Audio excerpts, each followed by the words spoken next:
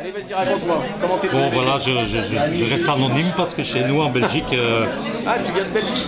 Très bien. oui, les végétariens sont très très mal vus et C'est vrai je voudrais pas que dans mon quartier, j'ai des gros ennuis avec mes amis. Ne t'inquiète pas, ça va pas passer à la télé, ça va passer Je sur... suis très honteux, mais c'est un vice que j'ai attrapé en aimant les animaux.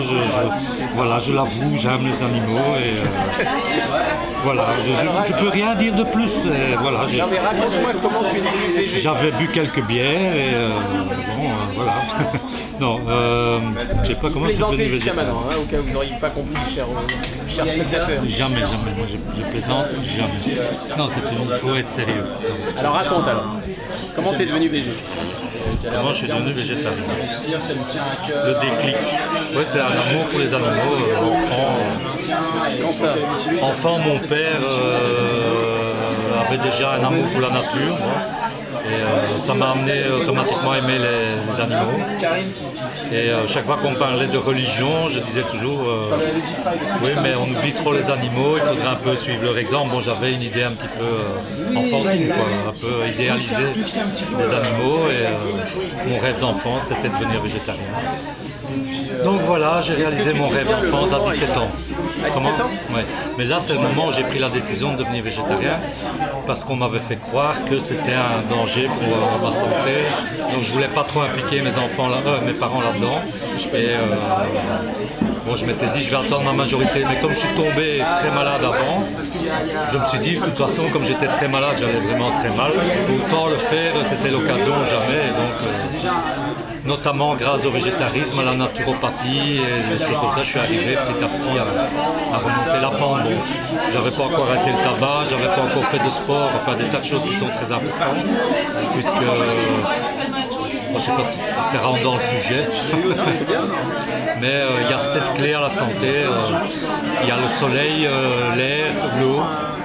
Il y a l'alimentation, et donc le meilleur principe pour l'alimentation, moi d'après ce que j'ai étudié, après chacun voit, c'est le principe des 3 V, donc végétal, varié et vivant.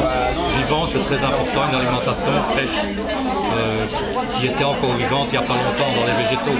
Ils ont une énergie qui se perd, ça a été mesuré, ça, il y a des moyens de mesurer. Et donc, qu'est-ce qu'il y a d'autre? L'environnement.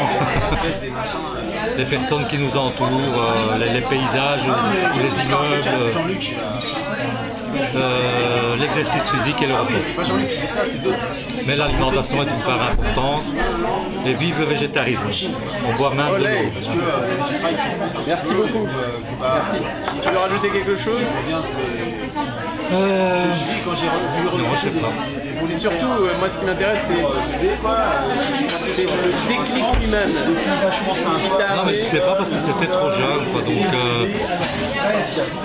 bon, par exemple, voilà un très bon film qui m'avait beaucoup, qui n'était pas spécialement sur le végétarisme, c'est Jodie Éléphant. Je sais pas si tu connais Jodie Éléphant. C'est l'histoire d'un garçon et son père qui trouvent un jeune faon, enfin la mère est tuée, donc ils prennent ce faon. Le petit garçon rêve d'avoir un animal de compagnie, la mère ne veut absolument pas parce que ça salit et tout ça. Et donc ce faon devient son ami. Et à un certain moment, la mère ne veut absolument pas, ce faon fait des dégâts dans les cultures en plus et tout ça, donc il faut absolument se débarrasser de ça. Et donc ça t'a aidé?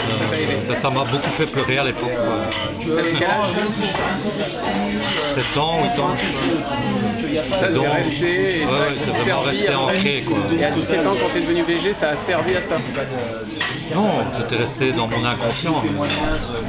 C'est plus qu'après, il y a beaucoup, Walt Disney, je pense, participe beaucoup dans l'amour des animaux, quoi, auprès des enfants, parce que l'animal est présenté comme presque semblable à l'humain, donc l'enfant s'identifie. Ok. Voilà, donc c'est tout, sinon plus loin. J'ai toujours aimé les animaux, les chiens.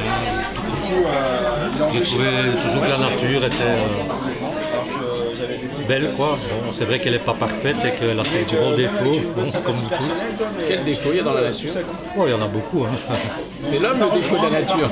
Non, il n'y a pas que l'homme quand même. Il y a les tremblements de terre, il y a les il y a des événements qui font que, si quand même, quand on vit une vie heureuse avec sa famille, quoi, et que tout d'un coup, enfin bon, en dehors de ça, il y a tellement de belles choses.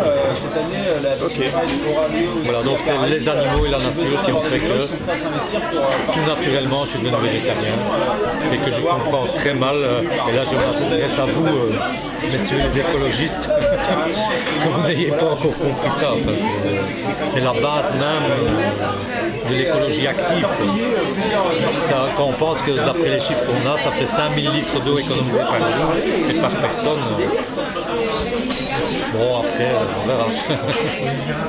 Quand il y a de la vie, il y a de l'espoir. Voilà, merci beaucoup, au revoir et j'espère à bientôt sur nos antennes. Merci.